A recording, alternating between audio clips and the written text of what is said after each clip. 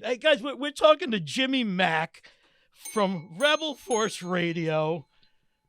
Good friend of mine out in Chicago. Thank you for doing this, and nice to meet you officially. Nice to meet you. Like I said, Awesome. I checked out Rebel Force Radio because of your involvement when you guys were first talking about him, and yeah, as a Star Wars fan, it's a really cool podcast, man. Very cool. I have checked out a few episodes already. We had this chance meeting at a Star Wars convention of all places. Yeah, Celebration Anaheim. Yeah, I was standing in the middle of the convention floor, and all of a sudden I get approached by these two guys, very enthusiastic too. Well, I could tell there was some day drinking going on. Yeah, I'm with fans. We've you know what I mean? Like you guys have been on like 10 years, and we've been doing our show 10 years, which is crazy. We're hitting 10 years in March. So I've always floated in and out of podcasts, and I always come back to Rebel Force Radio. It was like one of the podcasts I would always come back to. Well, thanks, man. Yeah. We've been doing it for a long time, you know. And so, yeah, when you came up to me at the convention, sir, I was like, holy fuck, Bobby Moynihan listens to Rebel Force Radio.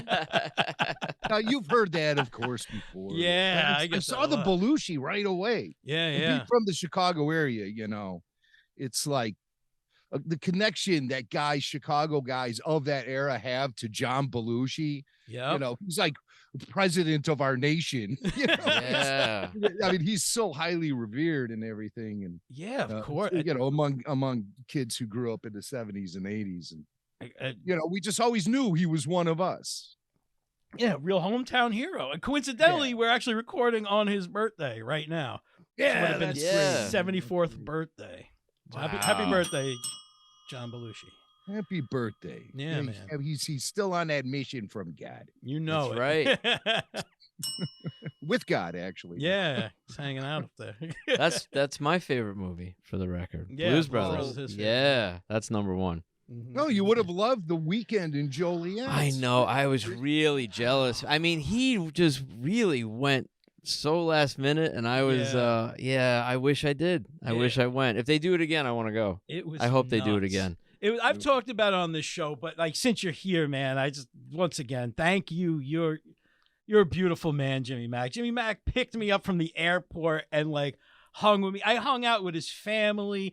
I hung out with Tyler, the intern Paige. Yep. He was the coolest guy. Me and Tyler have become good friends. Like we talk often. I love Tyler.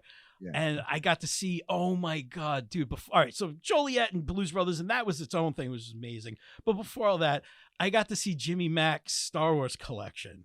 I got to see like the museum, which is like rare. I'm one of the few people who got to see it now in its current exhibition. Yeah, it was in a small room, and now it's been busted out into my whole basement. And it's about 2,500 Star Wars action figures. Yeah. Wow. That's a lot. It's a lot. I fear that someday they're going to organize and revolt. Have a mutiny. Yeah, dude.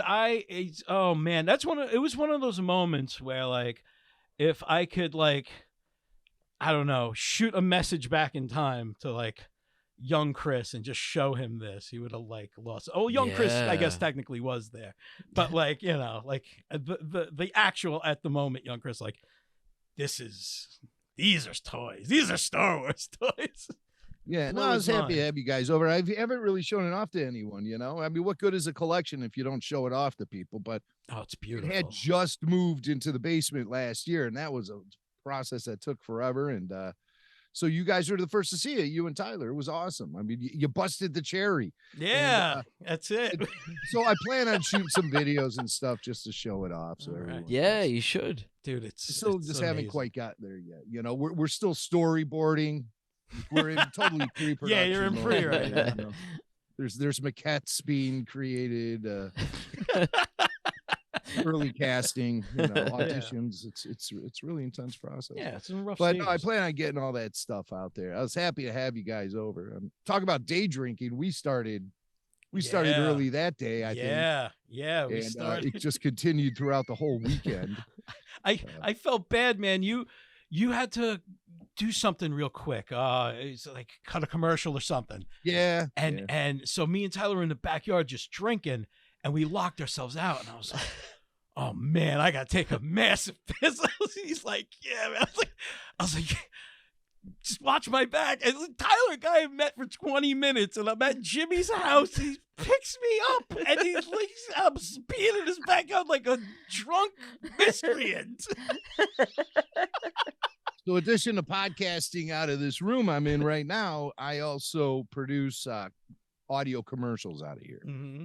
So I got this last minute order on Friday. And of course, it's always. Of course, make your money. Guy in from out of town. We're already drinking. Yeah. Here comes an order for like 6 commercials. I'm like, shit. Guys, get out of here. Get the fuck out of Kick them out of here. Doing my business. And then somebody, I think my son finally lets you guys in. Yeah. What the fuck? And so, but I gotta ask you, man, you must have pissed behind the shed because I got some weird shit growing back there. Yeah, man. It's crazy. Yeah, but man. yeah, Just so, dry it out. That's and what smoke. you do. That's what you do in the suburbs of Chicago. That's it. Yeah. That's also what you Drinking. do. Like, if you're Chris's friend, he's going to pee in your yard. That's How that's you know we're it. friends. I'm like a cat. I mark you. You know what I mean? Like, Wow. That's how you a know. badge of honor. yeah, Wow. that's how you know. We're good. That's a good way to look at it. I bet you've peed in the yard of every place I've ever lived. Yes. Yeah, I Yeah. think so. We've been friends for 25 years. Yeah. Yeah. Oh man, he's probably claimed the territory surrounding you for the next like 3 or 4 square miles. Oh, I peed in every room and every place you. Just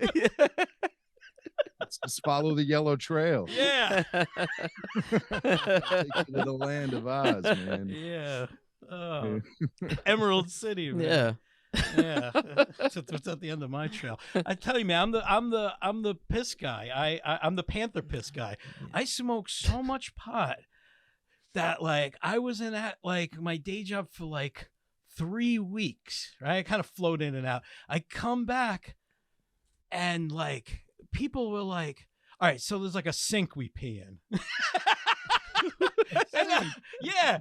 And they were like, I took one piss and they were like, oh, that awful smell is back. It was gone for like 3 weeks. I was like, yeah. No. I was like, it smells like the tiger cage at the zoo. I was like, yeah, man. I was just pissing straight THC. He smoked so much weed last time he had to take a piss test for work. Nothing came out but smoke. Yeah.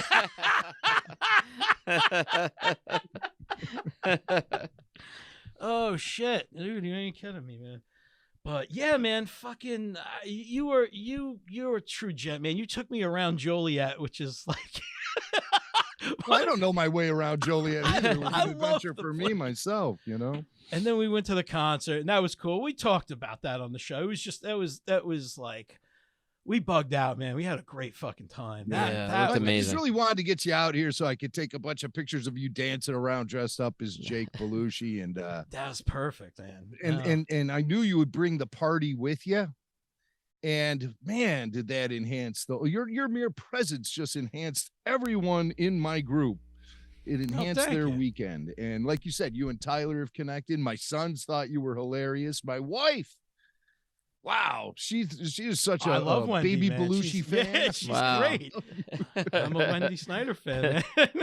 But And fucking, so but to impress her now you've really that impresses me. Oh, dude. Nice. Impressed Oh, Wendy, then now I'm impressed. that's a badge of honor, man. Yeah, I met Very- a lot of great guys. I also connected. I mean, Tyler's just one example. It's crazy. Like Suds, Barry Harmon, fucking Sean. Like I'm just talking to these guys.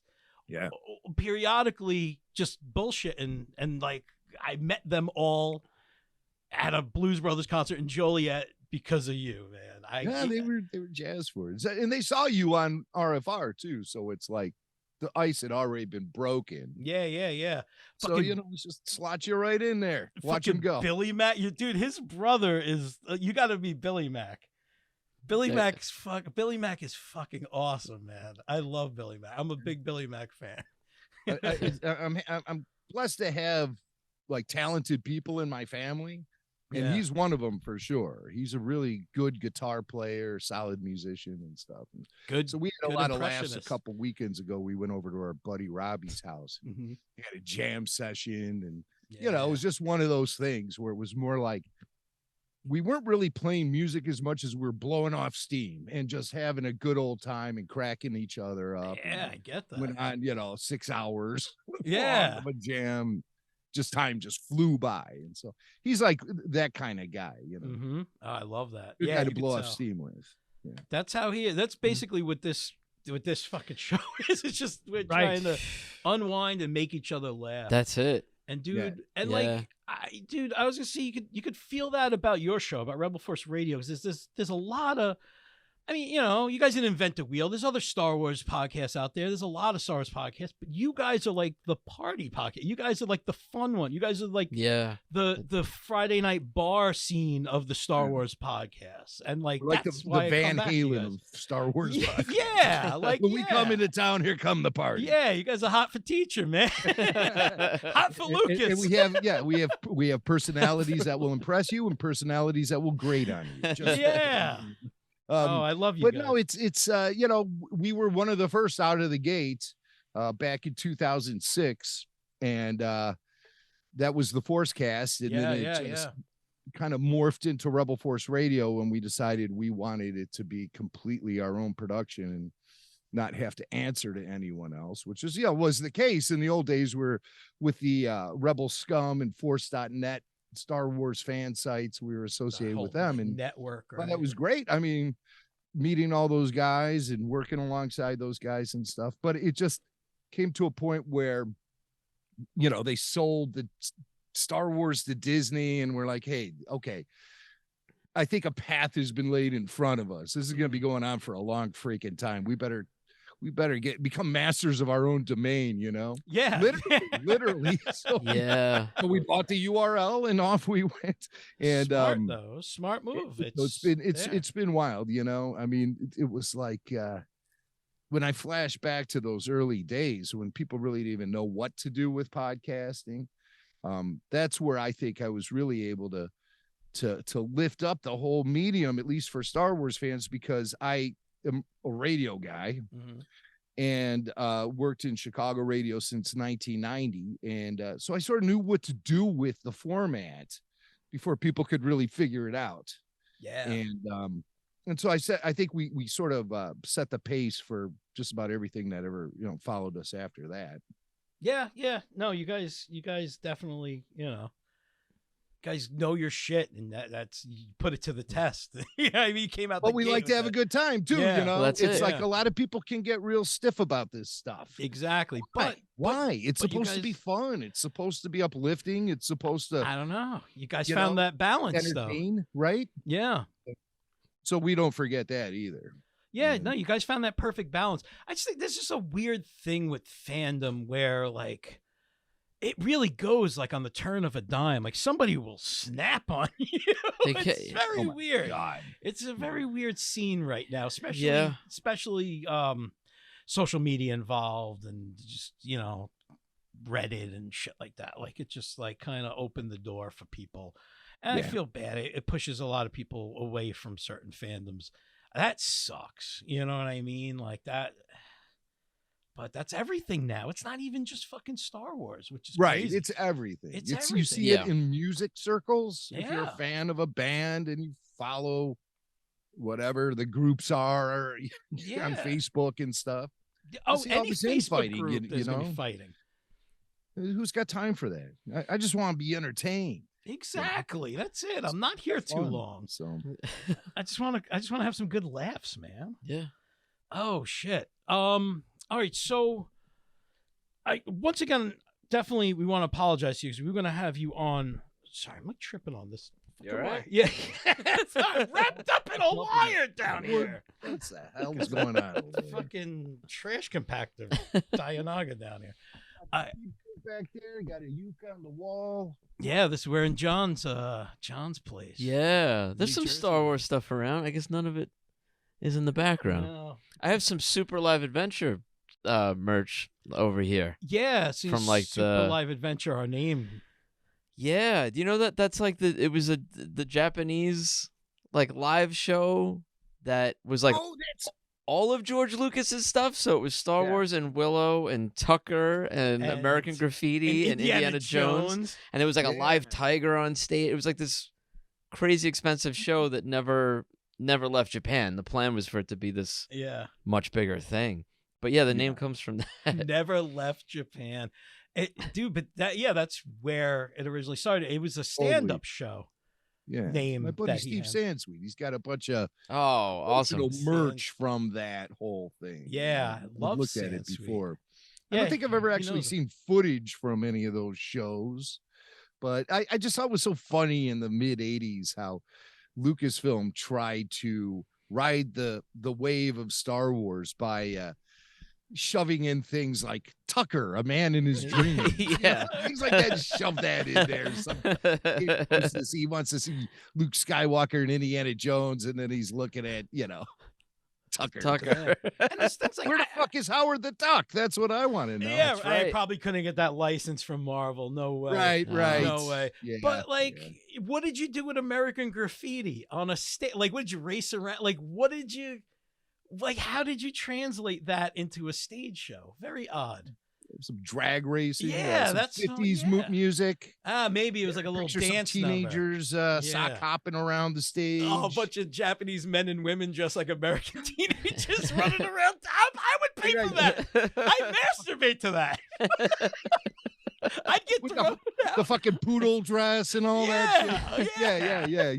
Staining those dresses. I'd get thrown out of the Super Live Adventure. Fuck me. Oh, but all right. So I was saying, man, I want to apologize. We were supposed to record with you back in October. Yeah. But our schedules got fucked up. So thanks for coming this time. But since we were gonna do a podcast in October, I had thought of a weird question that kind of ties into October spooky Halloween. Right? It's still a question I need to ask you because you're not gonna let it go. No, I can't because it keeps me up at night. And very seasonal, but what the fuck? Let's just go. Yeah. For it.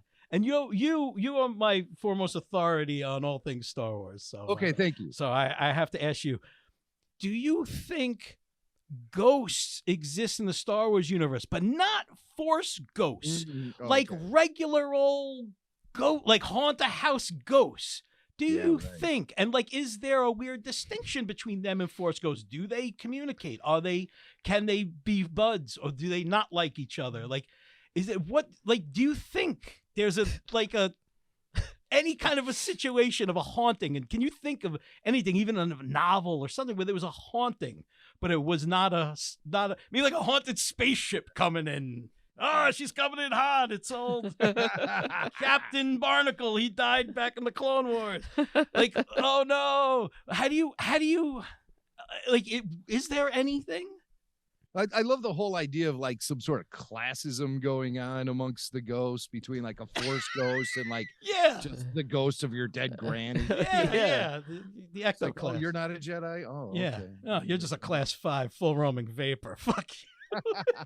Yeah, can they be caught by Ghostbusters? Yes, could there be Ghostbusters in the Star Wars universe? Imagine. Why didn't Vader think of that when Ben Kenobi started popping up to Luke on yeah, he hires the Ghostbusters. Oh, that would be a great scene where it's Boba Fett, Bosk, Zuckuss, Forlom, and then Peter Venkman, Egon Spengler.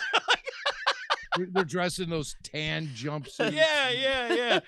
Those mechanic outfits, and then they show up with the Ghostbuster, whatever. Yeah, this time no crossing the streams. The Ghostbuster gun, the proton packs. Yeah, he's no crossing the streams. Stick. Doesn't that have a name? The Neutrino wand. Yeah. I love that. See, because for me, Ghostbusters, I just. Not to try to avoid the ghost question, but Ghostbusters to me was always more about the comedy than it was the supernatural and the science. Yeah, and that's the excuse me. Those are the latest one's not a comedy. Yeah, those are arguments I get into with fans in that fan community. Is people who are there's two types. There's people who are oh, lasers, and there are people who are oh my God, the jokes in this is like a perfect. Ghostbusters is my favorite movie. It's just I noticed. all round. Yeah, it's just a well-rounded, perfect movie. Well, I It's had heard just- like Bill Murray's thing with the second one. What he didn't like about it was that because it had a bigger budget and there were more effects, he couldn't improvise as much. Mhm. You were just forced to say the lines because everything was so calculated. Yeah. And what made the first one better was, yeah, they were able to kind of fuck around. There's a lot of scenes where it's not about the special effects. No, it's all about the jokes. The jokes came first, and then they squeezed in the special effects Yeah. around the jokes. And yeah, like you said, the second movie was the complete opposite. Special effects came first, and the jokes went around it. And it's like, bleh. And yeah, to Bill Murray's credit, yeah, I think he's completely right about that. The second movie I love, but it's not. It's more of a nostalgia love. It's not as funny as that first movie. Nowhere even close. And No. that's why I was disappointed with the second one. Why it fell flat with me is because I was expecting more of that comedy. It's like, for me, Ghostbusters was more of an extension of like Saturday Night Live, Yeah. Second Mhm. City, that kind of humor. Yep. And Yeah. Ghost thing was just there as a thing to propel the comedy. Yep. Mhm. Well, And it's yeah, but also- then fans started taking it so seriously. Yeah. And so I think it's as a result of like the younger fans who grew up with animated versions of the show. Mhm. And so that, to us, to adults, that would have just looked like, kiddie time on TV. But the kids, that's like high drama. Yeah. Yeah. Yeah. It's a super live adventure. But so that's where I think, it really kind of shifted. And then I know there were comic books and stuff that took the source material seriously. And I didn't even think about that reboot that, Afterlife. yeah, Not Afterlife. the That 26 does all not play off as a comedy. There's No, lighthearted not at all. moments throughout, not a but comedy. it doesn't play off as a comedy. Now, that other one that they did with Melissa McCarthy, Mhm. that was totally comedy driven, right? Yeah. Yeah, that was over the top. There wasn't really that Yes, balance. over the top. Yeah, if you put those two movies together in a blender, I think you'd have something pretty decent. But like, but About that, man. That's like, saying, oh, this margarita would be better if we shook it up with a turd in the pitcher or something, Well, I just mean the balance of the comedy versus the seriousness, because that the Afterlife movie's pretty fucking dour, and it ends with you crying. And Yeah, it does. I- Right. Yeah. It even Yeah. affected me emotionally. Harold Ramis, again, another Chicago connection. He was Of from the north course. suburbs where I grew up. another god um, in my life. And we all knew this, and I've been watching him since SCTV. Yep. When he do dialing for donuts and stuff. Yep. And Billy Mack even approached him at a store he was working in. It was a grocery store, and he saw Harold Ramis in the produce section. Nice. And I think Billy walked up to him and said, "I'm so sorry, sir, but can I just ask you a question?" And Harold said, "Yes, I am." Yeah. Billy Mack." Yeah. Heard he's the nicest guy. A buddy of mine, Dave, we were in high school together. We went to high school in Manhattan, and I wasn't at school that day. And he was walking out of school, and he bumped into Harold Ramis. They were shooting Analyze That Oh yeah. or Analyze This, whichever one came first. I don't know, whichever the first one was. This or that. This or that. And he was like, holy shit. He goes, my friend Chris is such a fan. Can you sign this for me? And he's like handed him all he had on him in his backpack, I guess, is a High Times magazine. And Harold Ramis wrote, he couldn't get the pen to work. And he was like, I'm sorry. And Dave's like, oh, it's all right. And he left. He gave me the magazine. It's just like, it has like the imprint of like somebody trying to write on it. Oh Yeah, like fuck, like what are you gonna do? But he laughed at it. He was like, High Times, yeah. He was like cracking up. But it's like oh, when George man. Costanza found the pencil in the card. He thought the it was John Voight, yeah, yes. They have a dentist verify. The John Voight pencil car. Oh, that was great. That was great. It was like But the okay, Midnight so Cowboy. Ghosts, Ghosts. yeah. Yeah, I recall this. There was one comic where a guy went to, it was a really weird Star Wars comic called Star Wars Tales. These were Yeah, sort of like out of the Dark continuity. Horse ones. We were They- fans of that one. I like before it's because it changed eventually, but when it was all non-canon and it would just get weird. Nothing beats that story of fucking Chewbacca Oh, the and Indiana Han Solo. Yeah. Crashing in like the redwood forest or something, and then like you find out Indiana Jones is looking for Bigfoot. That's like yeah. And it's Isn't Chewbacca. it like the last panel, it reveals Indiana Yeah, Jones. and he's got like a teenage short round, and I was like, that's so cool. You call him Dr. Jones, doll. Hold on to your potatoes. But anyway, yeah, I'm sorry. So there's this one story about a guy, just some random dude, and he's like in a light tower, and these weird female spirits come to him, and I think he comes on them. Nice. Hey, Talk about a embellished that part. Ghostbusters scene. I don't really recall what that story was all about. And then wasn't there like a Goosebumps Star Wars spin-off back in the day? Oh, I It don't was, know about by, that. Like, it was Oh, like I by don't know. Scholastic Books. I forget what it was called. Minoc bumps.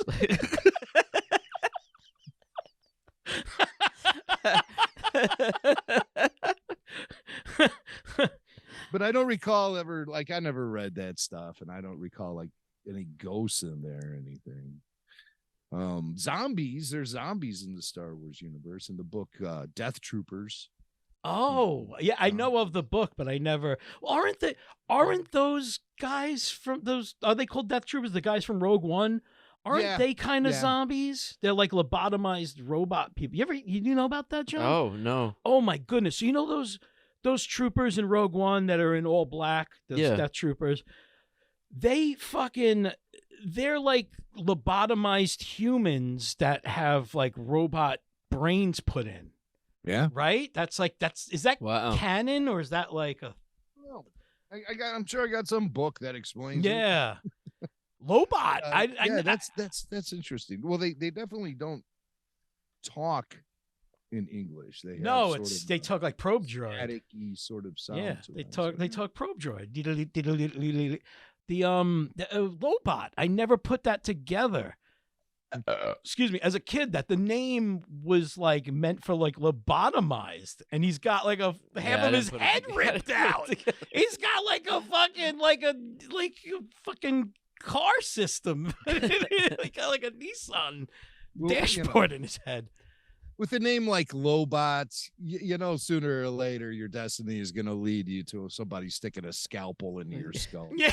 It's going to happen, guy. Your name is fucking Lobot. Yeah, right. He walked in there. That was his name already. They were like, all right, pal. Ready for this one. When he kind of gets like, when Lando kind of like signals to him, calls him or whatever, and he turns on that shot. It's like a key, like a car start. Like that shot. I think when I first like saw it in a theater, which was like special edition for me, I remember that shot. It made me laugh, and it still makes me like every time that happens, I laugh. I don't know. Lobot cracks me up for some reason. Remember, I took a picture. He shaved his head once, and I did one of those, those Instagram boomerangs. With the headphones on, like turning on. Yeah, with the headphones on. And I would just watch it as a loop and just jerk off to it over and over until my dick was raw. Damn. Yeah, it sucked, but it was Stay away from my videos, all right? Stay the fuck away from my videos. That's not what I picture when I'm addressing the audience. I picture like, everybody drinking and partying and having a good time. Drinking a party. Dude, usually it's a guy on a John Deere riding lawnmower. Whatever. Listening on the go. No, I like hanging out. These guys, they cover episodes of new Star Wars shows that drop. So there was, like it's Obi-Wan, then it was Andor, now it's Bad Batch, and they do like a live wrap up like that night after the episode on YouTube, and I'm always in the chats. I'm always having a good time, and I'm drinking, I'm smoking, and I'm just like I'm having a good time. All these other people are too. We're just talking to each other.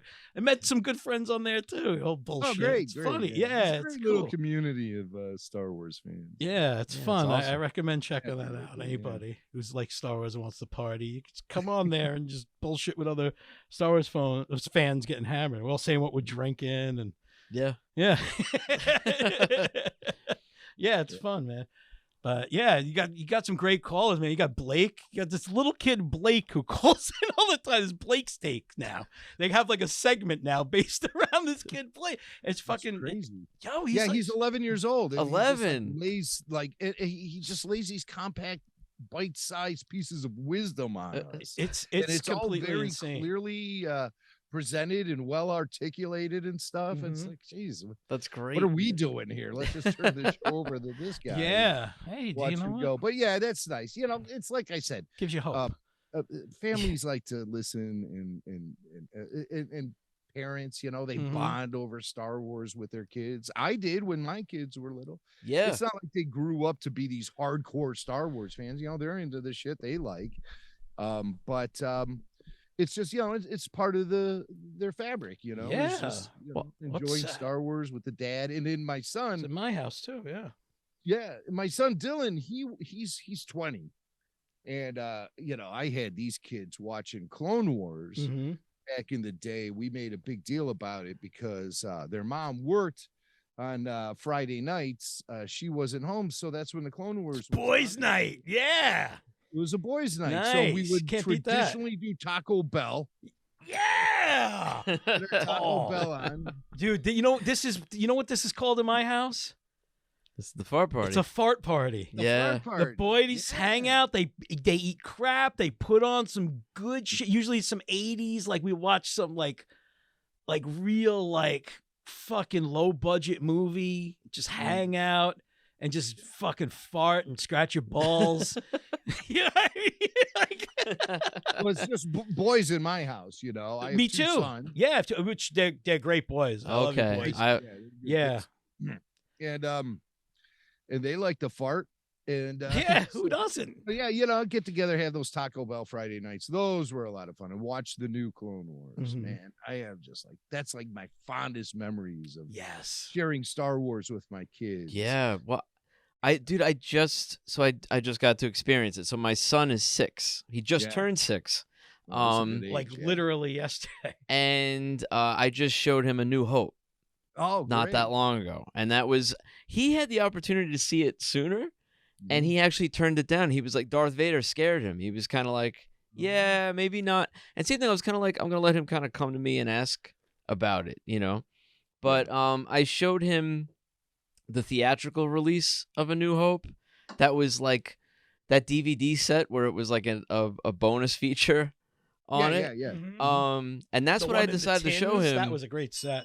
Do you have an opinion about, I'm sure you do, like what order, how to introduce a kid to Star Wars, and also like what versions to show? Because I know George Lucas's answer is start with 1 and go on, and with all special editions and everything. Start with 1, end with 6. Well, Yeah, That's what right, George would right. say. yeah.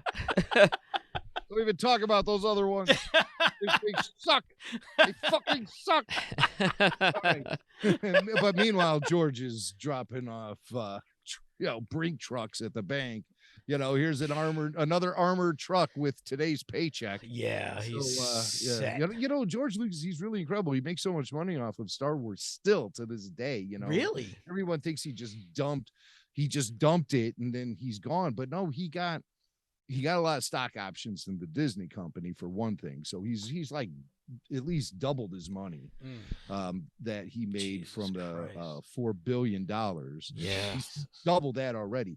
On top of it, now this is the genius of George Lucas. On top of it all, he still owns the buildings at Presidio Park where Lucasfilm is headquarters. Yes. He still owns Skywalker Ranch. Yeah, Yeah, a buddy of you're ours told us that when it happened. Like, Yeah, he's you're like, right, Disney's going to yeah. be paying rent. Do you remember he said Yeah. that? Yeah. Paying him rent. Yeah, Yep. you're right. I For the forgot company, about that. they spent $4.5 billion buying from him. The guy's Yep. a fucking genius. I mean, really. Yeah, he Talk about really having your is. cake and eating it too, you know? Fuck, man. Having your Panda King and eating it too, right? Isn't that all he eats is like weird mall cafeteria food?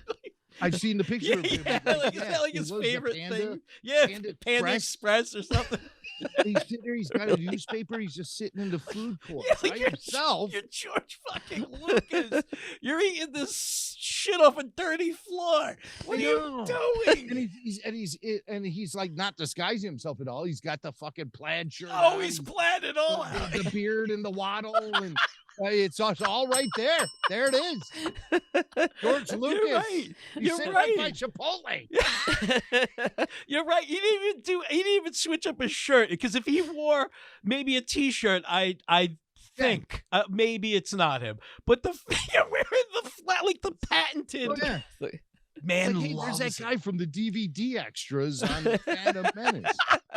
There he is. Panda Express. There's that guy from that Light and Magic series. Stood behind him in line at Starbucks and he farted. Well, our buddy that works at ILM, he was telling us, like, you know, it's like sign shit that if you were in an elevator or something with him, you can't like talk. Don't talk to him. Yeah. Don't look at him. There Don't deal with him. rules. And I approached George once. No way. Yeah, we were in the press room, and so I was in the room with him for like 2 hours. Oh my God. And I had, he came down the line, and each individual press guy got to talk to him. And I noticed as soon as anyone started talking to him on that line, there's a guy standing behind Lucas, like pointing at his watch, speed it up. Right. Like, Yeah. holy shit, when it comes to me, I'm just going to like start crying or something. The pressure is too great, but I was able to spit out a couple questions and even joke around with him a little bit because he thought my recording device looked like a taser gun. A taser gun? He's like, it looks like a taser. Really? I go this. I'm like, I don't know. It's just my recording device, George. I would never tase you. And then I go like this. Zap. And then I don't have a spot for you in my trunk. What are you talking about? Wait. Zap. I'm like, then all of a sudden, the next thing you know, I'm pinned on the floor looking at the ceiling. Security guards are all over me, but it didn't go that way. But so he's in this room, and so he went through the security line, and he talked to the Make-A-Wish kid, and then he was off. He's talking to Melody Hobson, his old lady, and then he was just standing there. Like, he's 5 feet away from me. I got my fucking microphone, and there's George Lucas right there. So I went up to him.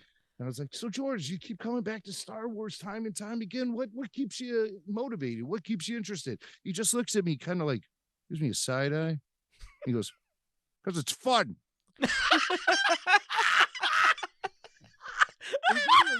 And I got chills. I'm like, that's the George Lucas I heard the stories about. Right there.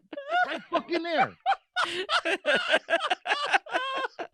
Yeah. That's funny. I was like, well, that's a good answer for me, George. See ya. Peace. I just got out of there. Weird question.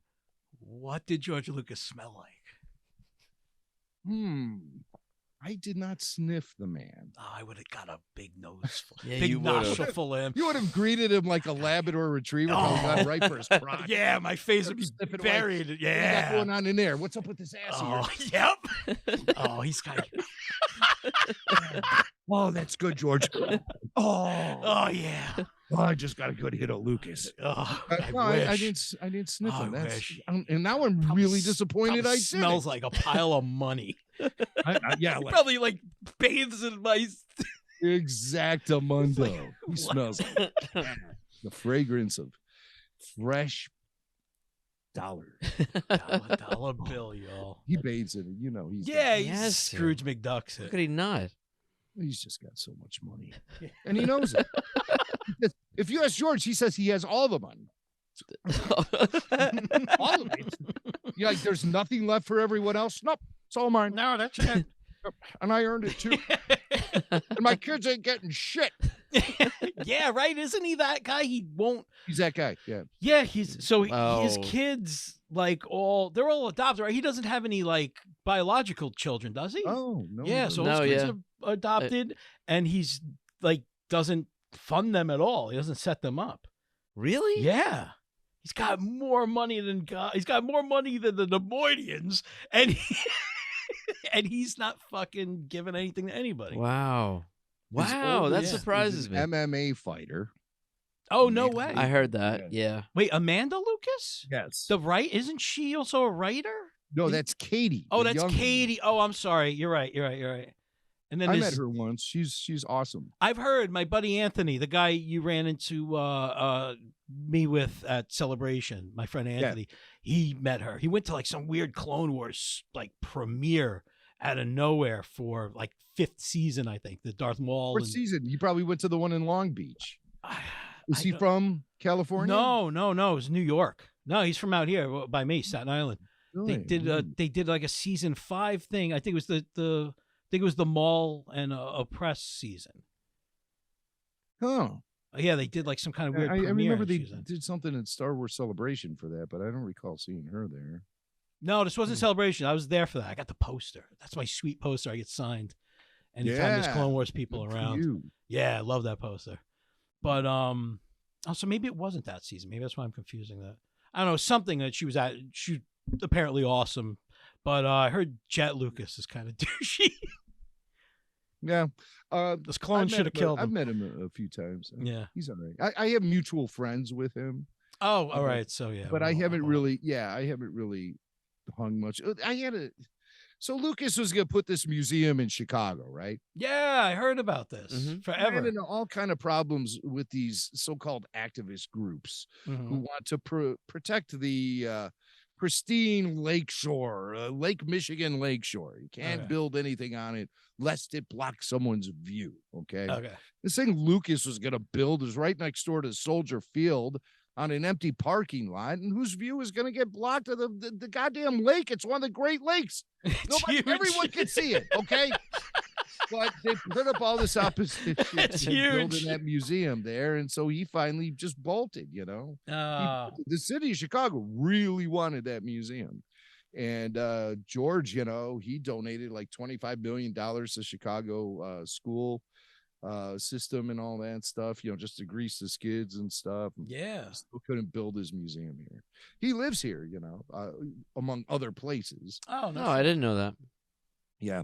And there was a period of time where he was living here a lot, like a real lot, because his wife is from here. Melody Hobson's from Chicago and works out of Chicago. Her offices are here. Yeah. But he was in town. People were spotting him at Macy's. Really? Yeah, I always thought, when is the day going to happen? What? Were they having a flannel sale? Huh? What, were they having a flannel sale? Why was he at Macy's? Exactly, right. But no, like the day it happened when my wife would go, sit here, I'm going to go try this on. And so I just sit there, where the idiot husbands sit and wait. Yeah, I go to the seats. Yeah. The guy sit down next to me, plops out George Lucas. No way. No, it didn't. Oh, I was going to say, holy shit. I wish it did. Because I would hear people telling me they've seen George Lucas in the mall. They've seen George Lucas here and there. And so I thought, imagine that. He sits next to me. It'd be great if he just plopped down next to me. Yeah. We're just sitting there waiting for our wives to try shit on. Yeah, he's just complaining about her. I'm going to kill my fucking wife. All right, George, relax. Every week. So that's meeting Lucas in that kind of situation would be interesting. Because I think then the playing field would be leveled. Yeah. Yeah, you get Dude Lucas. Yeah, Dude Lucas. I don't want business Lucas. Yeah, I want to see. I want to hang with the George who just lays around on his sofa all Saturday watching bowling on TV. That's I want to hang. Yeah. Maybe he had one too many Coca-Colas and he's feeling crazy. I can't imagine George being a drinker or a pot smoker. He's not. He's not. Right? No, I can't imagine. He's totally he's a straight a diabetic, edge. so that. Oh no shit! I didn't know that. Him from drink, and he never was into psychedelics or anything, even though he's a big part of counterculture of that time. Yeah, and I mean he's buddies with fucking Coppola and all those cats. And those guys those guys were in another fucking time zone mentally. They Harrison were gone. Ford has a notorious reputation as a mad pothead. Oh, I've heard. Didn't he used to sell Mama Cass pot? Right? Isn't it the story? Is Mama Cass saw Star Wars? No, it was the daughter from One Day at a Time, Mackenzie Phillips. Mackenzie Phillips, really? I thought it was Mackenzie. Either way, they saw Star Wars and they were like, Han Solo pops up. She's like, oh, it's my pot dealer. Yeah. That's the guy I buy weed from. And which makes sense because he's sitting in that fucking greasy alien cantina. You're like, that's where he's probably getting that good Thai stick back in '77. Charlie Lippincott, who was the original marketing guy for Star Wars, he knew of Harrison Ford's reputation for always having weed. And they had a corporate apartment in London. Yeah. And Harrison was living there while he was doing media for Star Wars or whatever. And then he flew back home, and Lippincott said the first thing he did was he went into that apartment, tore the place apart to find the weed that Harrison had left behind. Sure enough. Yeah. He pulled out like a couple sticks from behind the sofa or something. Yeah. Indiana Bones. It was X marks the spot. He had to go to the top and look down the stairs. Oh, like the When fucking they were library. shooting American Graffiti, Harrison and Paul LaMatt would sit on they were staying at the Holiday Inn in where they live, like Petaluma or someplace, Petaluma, California. And they were up in the Holiday Inn, and Ron Howard pulled up and parked, and they were looking down on the parking lot from their balcony, and they had all these empties. So they started chucking bottles at him, saying, "Dance, Opie, dance." No. Yes. Those guys were partiers. I'd pay to see Ford that. is a partier. I think even still to this day, Oh, I imagine he's like a Bill Murray type of guy. Like he'll drink till he's dead. He still has certain lust for life. He just Yeah. did an interview on CBS morning, Sunday morning news, and he was all just like really pumped up about these new series he has, the Indiana Jones movie that's coming. He's just like acting like a kid in a candy store still. I don't know about that Indiana Jones. I got reservations. I love Indiana Jones so goddamn much too. I'm like Indiana Jones and Star Wars like neck and neck for me, which is crazy. Like I love those franchises equally, which is, I know some people hate me for saying that, but I don't know. I just grew up on both. I just really I don't know.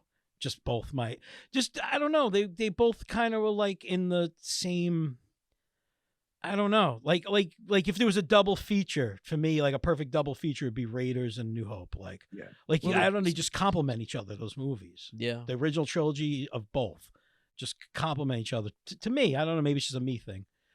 No, not at all. No. I mean, a lot of people, there's a very thin line between Star Wars and Indiana Jones. A lot of the same crew worked on the Indiana Jones films. Yeah.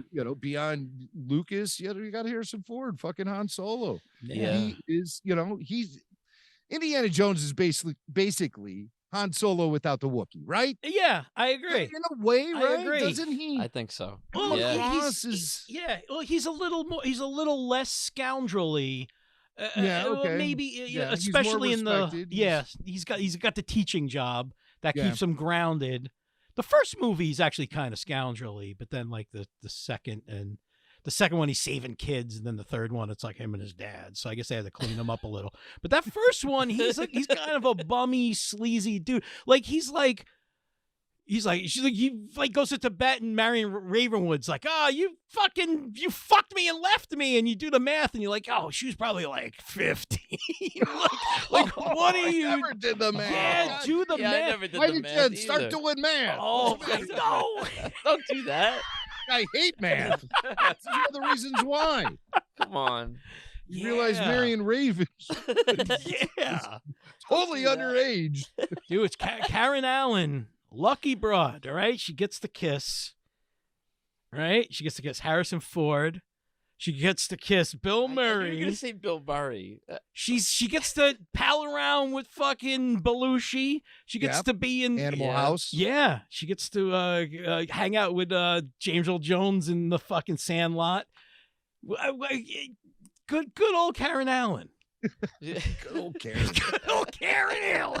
Good Karen. Yeah, she was all right when she even coming back to the role in Crystal Skull, which a lot of people don't like. Oh, I hate that. So that's what I think is kind of interesting about this new Indiana Jones movie. Yeah, it's like way past the prime for the character. There's no question about it. No matter how cool Harrison Ford is, no matter how pumped up I don't he know is still how. about acting and stuff, he is 80 fucking years old. I don't know how he's gonna be running around like.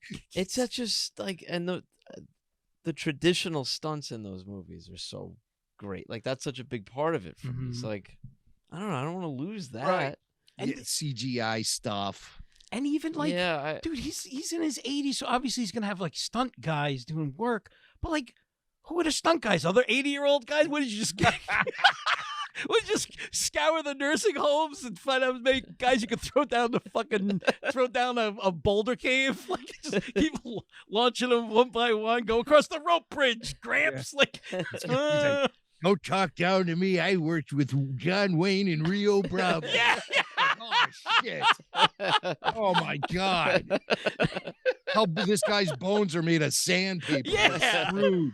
Don't worry about me. You go by the Hollywood fucking old person home, the Hollywood nursing home, The Hollywood nursing home.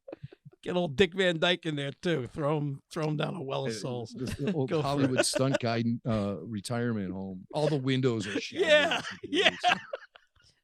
You can't I throw can Dick still Van jump Dyke through down the that well of window. souls.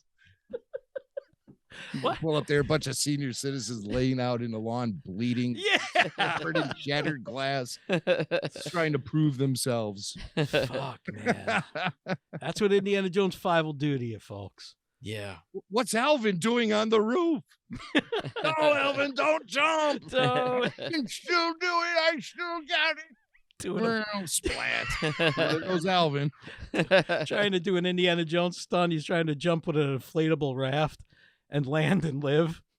What a dumb stunt that is. Oh, well, why? But it works. It works. It's so dumb. I believed it. But I believed it. I believed it. Come on. I still believe And- it.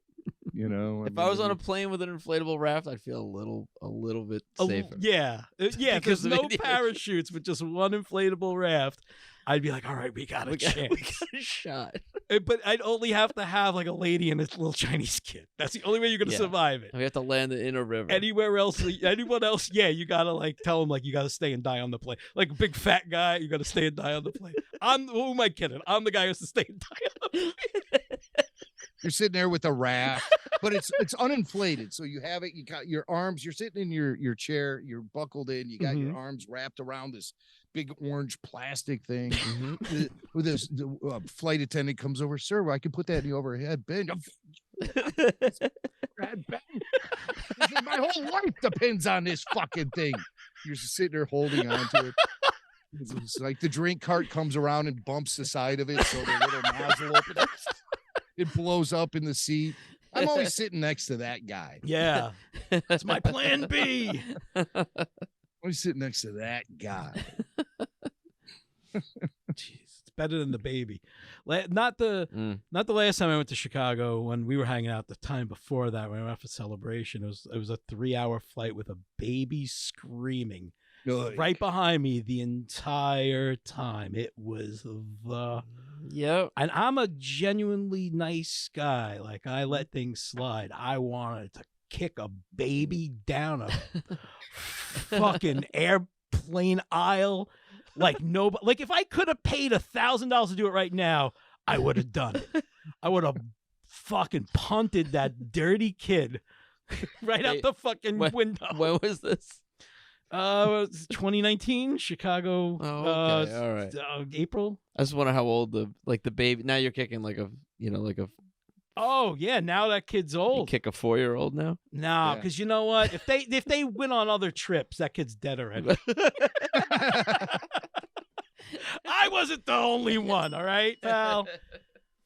That's why God invented earbuds and bourbon. Right? We've all been there. The kid who doesn't shut up on a plane. A sick kid.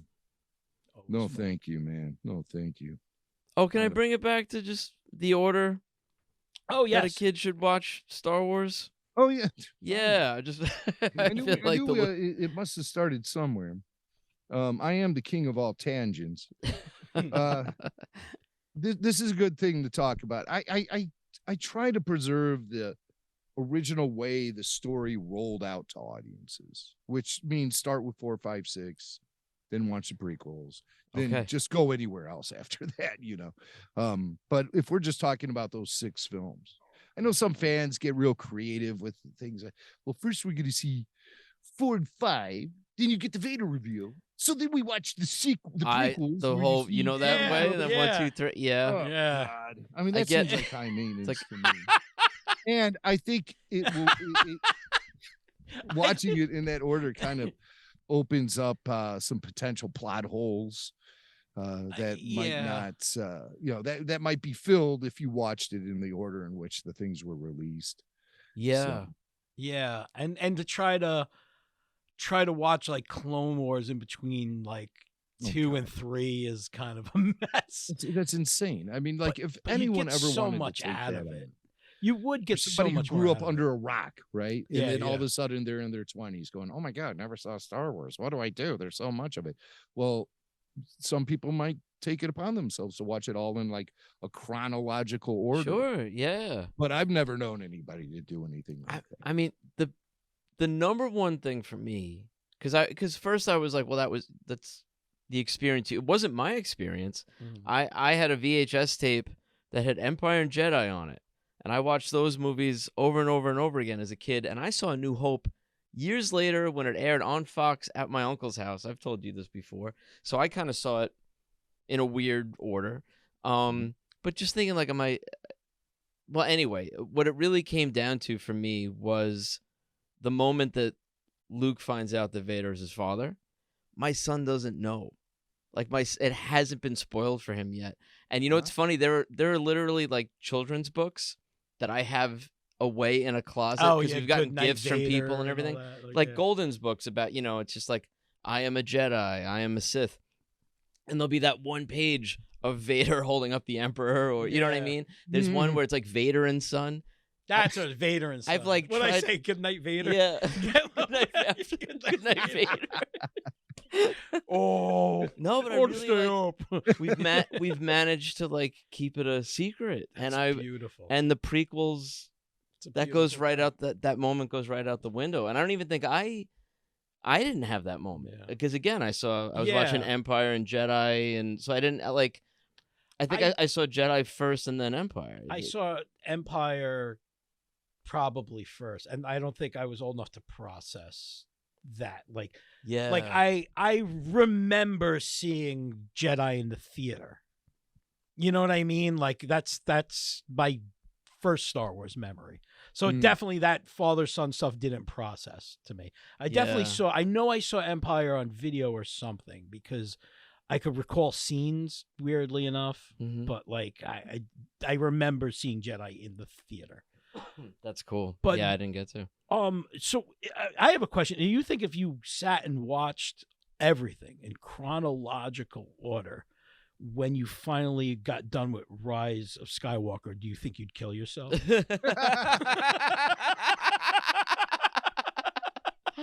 If you were like, leads up to this, yeah, like, this is how it ends. Somehow he came back.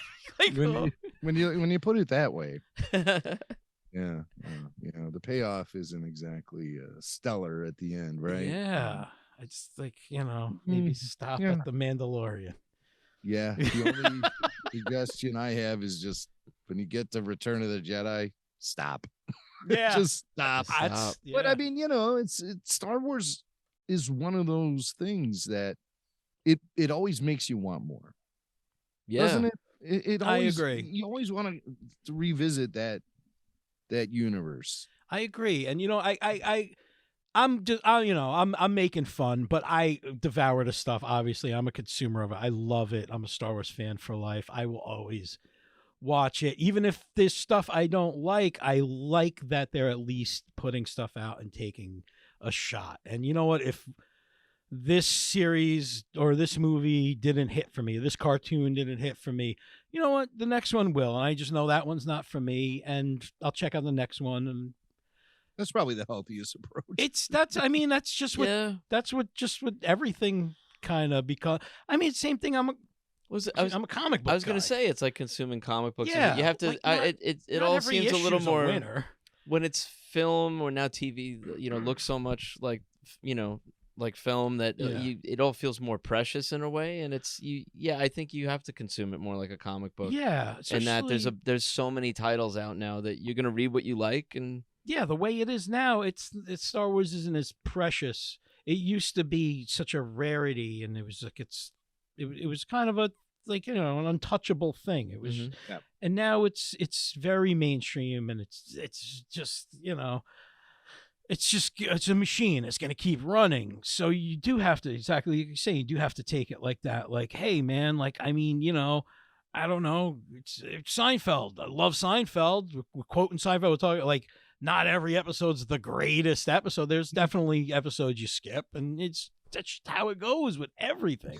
Right, Like that's just a fact of life. Like fuck it, you man. know, I mean, very rare is the thing that can just give you that money shot each and every episode. Yeah, scene. exactly. I mean, it really doesn't exist. Yeah, Especially really. if you want to maintain any longevity with your stories, you have to sometimes let them drag a little bit, slow it down, let people catch their breath, and then lay big shit on them. Yeah. But with Star Wars, it's like I've been in the fan base since the very beginning, and there were 2 times when we were told flat out, this is the end. Yeah.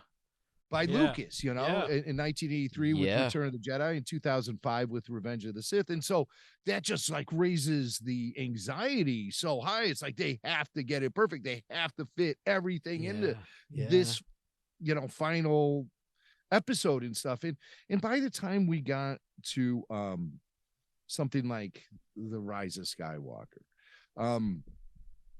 by the time that was released, I think that anxiety and pressure was off me as a fan, because The Mandalorian had started dropping episodes about 6 weeks prior to episode 9 coming out. Yeah. So already we saw there was a future for Star Wars. Mm-hmm. So if they fuck up episode 9, they fuck it up. Big deal. There's going to be tons more Star Wars coming after this. Exactly. And while I know film is out there and lives forever, Star Wars is something that's constantly evolving. And there are things that they can do to actually benefit the half-assed way they presented the finale by, explaining it and filling in plot holes in shows like The Mandalorian or whatever the new Star Wars film is going to be. Yeah. Things like that. It might actually benefit episode 9 to have all of this material coming out after it, unlike the other 2 trilogy finales where we're like, oh, this is the end. Right. Why did he give us a bunch of teddy bears fighting in a forest? People start complaining, start freaking out. People always why did Boba Fett die in a burp joke? People freak out. There'll never be an opportunity to bring them back. That's what we've been conditioned to believe, right? Yeah. And Lucas, he was teasing us for years and years. Yeah, up till episodes 1 and 3 when the technology gets there. It's like, well, when the hell is that going to be? But he actually had some sort of blueprint in his mind that, normal fans could never comprehend, because he was the one funding all the development for the technology to make the film industry what it is today. So most successful independent filmmaker ever. Without question, right? Out of control. Brilliant, so man. Then the prequels roll around, and again he says, this is it. There's no more story after. That's what Lucas said. There's no more story after this. It's like, oh, well, shit, you better get this right, pal. Yeah. And he rolls out Phantom Menace and Attack of the Clones, and people are all like, oh my God, Jar Jar Binks, Kid Anakin, what are you kidding me? Mannequin Skywalker. Oh, that poor kid. You know what? The prequels, he's not a prequel guy. Prequels, that stuff never bothered me. Mannequin Skywalker, Jar Jar Binks, the whole... never bothered me. Fucking, we're going to talk about trade routes for 20 minutes and have a sense. Never bothered me.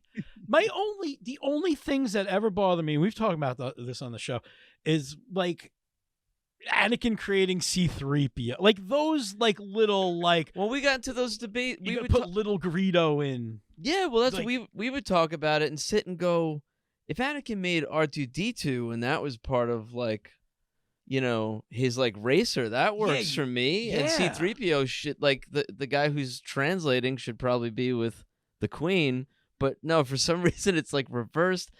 Dooku should have been there from the like episode 1. I'm glad like, we got that characters that felt like an Jedi afterthought. It's crazy to me how they'll jump into a trilogy without having it entirely figured out. Yeah, that's the worst. I don't understand why they're not going to make trilogies anymore. Yeah, because they can't plan that far ahead. Yeah, they don't give themselves the opportunity to. No, because release dates are being attached to films that don't exist, you know? Yeah. Such Next a Star Wars movie is studio happening way. here. Next Star Wars movie is happening here. Next one is happening here. Well, what are those movies going to be? I don't know. Put whatever together and slap Star Wars on it. Yeah. Yeah. Now, you know what? Filmmaking and storytelling isn't that easy. It's not that cut and dry. And if you put release dates, attach them to films before you've even hired a cast or a director or a writer or anything, day one, after you hire those guys, they're under the gun. Yeah. They're not going to give Exactly. you their best shit. They don't have time to develop it. Yeah, and So, it's They just want to reach the finish line. That's it. yeah, they just want to make money, and it's man, George showed you the layout, like, you know what I mean, like a studio shouldn't be involved. You know what I mean? But Like, even for him putting his movies out, he still had a deadline. He had there were like theatrical releases set for those prequels. yeah, but That he whole set those battle, himself, the though. whole battle on Kashyyyk with the Mhm. Wookiees and stuff. That whole oh yeah, that whole thing is yeah. overcast because originally the render time was too much with all the light and shadows and stuff. So they had to go and figure stuff out. They took out a lot of like detail from Wookiees in the background and stuff. So Mhm. it's like, you know, even with You can him tell being in it's the same control. 10 guys. You can tell it's the same Australian basketball team. In the Wookiee suits, just duplicated and running around in every Yeah. that's, I forgot about that. I remember Yeah. one So of the those deadlines, they affect Australian him too. basketball team guys. He couldn't attend one of those Star Wars celebration conventions Mhm. because I think he got popped at the airport for having a suitcase full of something. He shouldn't. Oh, wow. He tried to Hunter S. Thompson the think so, celebration. I think It's like, where's Tarful the Wookiee? Oh well, you know, you got held up Yeah. at customs. Yeah, Tarful's got some dude's glove tanned up his ass, right? Tarful's feeling artful. Oh my God, yeah, those basketball guys. Oh, you have to reach up to give them the Oh, give him the old, Check the toot cheeks. suit. Yeah. Oh, you got to get on a stool to reach up that Wookiee ass. bend over. Yeah. Still reaching up. Fuck, Damn, man, how tall are you? Oh, fuck. But there just wasn't any future for Star Wars back then, so anxiety was really high. You know, got to get it right, got to get it right. By the time Episode 9 drops, and really just, I mean, the holes are huge in that film, and it's kind of a nonsensical way to end the whole series by shoving Palpatine in at the last minute and stuff, which I didn't mind seeing. But I mean, that's the whole idea of how Just we get a got better there. way Sure. there. Yeah. Yeah. Just get And a it- better yeah. way there. Just poor storytelling. Too many voices at the table. Too many of the wrong voices at the table. Too many panicky moves. Too much second guessing. Too Yeah. much wishy-washiness behind the scenes to provide us with a solid story with a beginning, a middle, and an end. Yeah. So you see the Rise of Skywalker, but for me, when I saw it, it was like the pressure was off. It's like I felt relieved the sequel trilogy was coming to an end. I feel that. Yeah. I- I hear you you know, saying. Yeah. I felt like the whole thing was a hot mess. So I allowed myself to enjoy it. Yeah. I think there were certain things that Abrams did right in that film as far as like tone and presentation of Star Wars and Yes. the characters and how they Yeah. should be acting and everything. Visually, it worked for me too. Yeah. But But I mean, it's just like all of the failures in developing those core characters in that story became very obvious by Episode Mhm. 9. Yeah. Rey and Kylo, and who gives a shit at that point, right? yeah, exactly. Because there's nothing, we don't know of any kind of character development going on for these guys. Everything is assumed, or it's just because. And I Yeah. don't like that. I don't like that. I think that puts too much pressure on an audience. I think you have to have a clear-cut reason for why these characters are acting the way they are and what their motivations are. And the sequel trilogy never allowed us to have that. I agree. Ever. I agree. Ever. Yeah. People shouldn't be, just there. Everything was to just move it. shifting on the fly. Yeah. It was a roller coaster ride, very haphazard. But so I'm sitting in the theater and I'm like, yeah, Rise of Skywalker, it doesn't have to blow me away because Mandalorian has already been blowing me away. Right. Pressure's off, Exactly. Yeah. Well, Pressure's off. I've already seen the future of Star Wars, and it doesn't include Rey. Yeah. Yeah. So whatever basically. happens to her in this movie doesn't matter. Doesn't matter. That's a whole side story. Pressure's Well, on. Yeah. Well, People man. get wound up. They say, well, it all just unravels the entire original. It's its trilogy. own thing. Don't worry. All fictional. If you want it to unravel it, you can. Yeah. But Well, you it could doesn't just unravel use anything that's for a me because the side original story. trilogy was more about a character. It was more about a relationship between a guy and his father and trying to redeem Darth Vader, and that was the goal. Mhm. The goal of the original trilogy isn't really to defeat the Empire or kill the Emperor or win the battle on with the Ewoks. That's not the point of it. The point of it is the redemption of Darth Vader, and that's Yes, what sir. you get. Yeah. What Palpatine Well said. does is irrelevant. He's an irrelevant character. Exactly. He's a It's the side original character. He's Yeah. a side character. He's not like the crux of the whole story. That's where they failed on that sequel, bringing him back theory. It just or making her Palpatine, bloodline or something. Like he's a tertiary, not Yeah, not tertiary. well, He's a I mean, side really. character.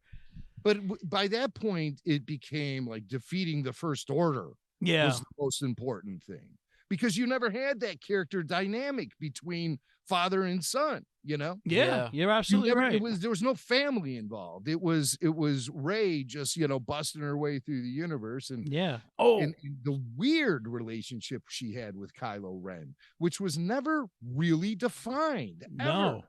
Well, There till was the no till the end, definition to and their it relationship. didn't. And the end, it just wasn't earned. That kiss, the whole thing. But speaking of busting out, you just reminded me. I have a fucking beer in the freezer, glass bottle of Heineken. It might bust. I gotta go grab it. But we should wrap it here, man. Speaking of wrapping up trilogies, Well, listen, anytime you guys want to rap about Star Wars or anything, yeah, please. I Yeah. can talk about things other than Star Wars too, and so I Yeah. have vast and diverse interests. The thing I just wanted to say, thank you guys. This is the first show I've ever in my entire life felt comfortable with, just like throwing out curse words and fucks and Hey. shits. Oh, And We're so all I've about never fucks felt and that shits. way in my life because I grew up in radio. I've been a radio professional since 1990, and I've always known never swear into this thing. That's always Yeah. just been a thing that's been burned into me. Oh, Which yeah. is, and I considered this before tonight and thought about it.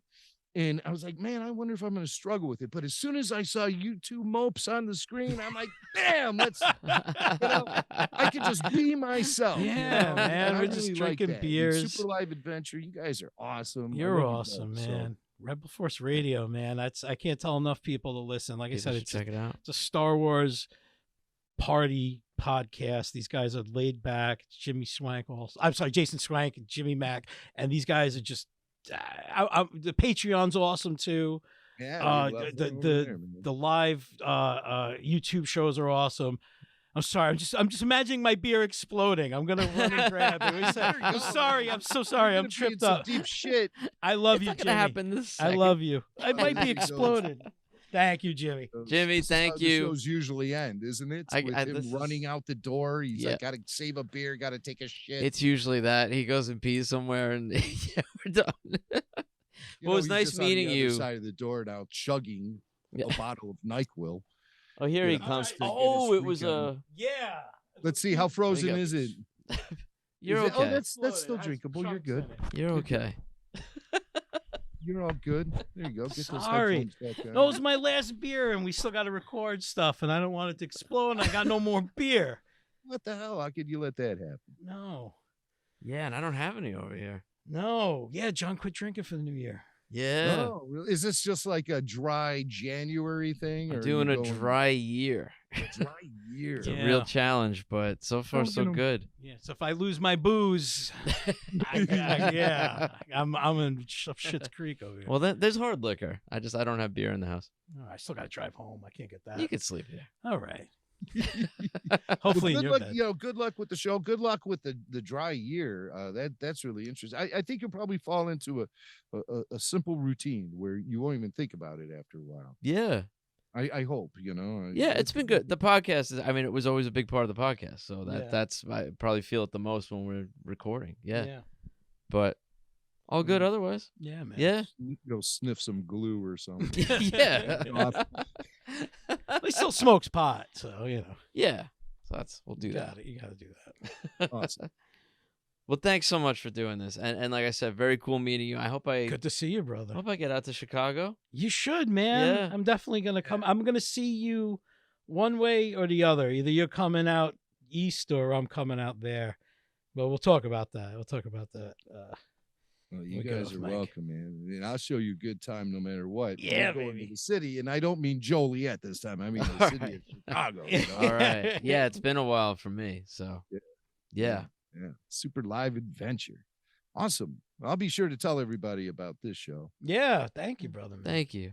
Like I said, I know some of my friends, after meeting you, Chris, over the summer, it's like this has become part of their regular listening routine, super live adventure. Yeah, That's cool. people started digging it, and I was like, oh man, not sorry, we've been doing this a long time, but I mean, like meeting them, listen, you never know what people are gonna be into, so you know what I mean, like you think, you're gonna listen, and it's all crazy. It's a lot of craziness. The show's completely crazy. You're like, but yeah, people fell in love with it. Some of you people, I can't. Yeah, I love it. They love like these it when people. you start laughing so hard you fall on the floor. It happens. It happens a lot. People want. That's what the people want. Dude, That's it right. happens a lot. I'm that guy. Oh my god.